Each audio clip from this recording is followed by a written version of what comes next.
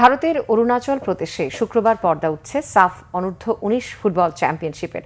উদ্বোধনী দিনেই মাঠে নামছে বাংলাদেশ, প্রতিপক্ষ মালদ্বীপ। গোল্ডেন জুবলি স্টেডিয়ামে বিকেল 4:30টায় শুরু হবে ম্যাচটি। 6 দলের টুর্নামেন্টে গ্রুপ এতে বাংলাদেশ ও মালদ্বীপ ছাড়াও আছে ভুটান। গ্রুপ বিতে খেলবে নেপাল, শ্রীলঙ্কা ও স্বাগতিক ভারত। প্রতিযোগিতার বর্তমান চ্যাম্পিয়ন স্বাগতিকরা। অরুণাচলে টার্ফের মাঠে হবে ম্যাচগুলো। ফয়সাল আশিকদের সাথে বাংলাদেশ যুবাদের 23 জনের স্কোয়াডে আছেন ইতালি প্রবাসী আব্দুল কাদির ও যুক্তরাষ্ট্র প্রবাসী ফরজাদ আফতাব। অনুশীলনে শিষ্যদের প্রস্তুত করছেন কোচ গোলাম রব্বানী ছোটন।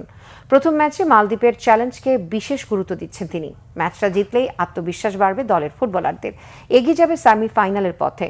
গত বছর সাফ অনূর্ধ্ব-20 টুর্নামেন্টে চ্যাম্পিয়ন হয়েছিল বাংলাদেশ। বয়সভিত্তিক পর্যায়ে এবার অনূর্ধ্ব-19 ফুটবলেও শিরোপা জয়ের লক্ষ্য ফয়সালদের। ভারত পাকিস্তান যুদ্ধের মাঝেই শুরু হচ্ছে এই টুর্নামেন্ট।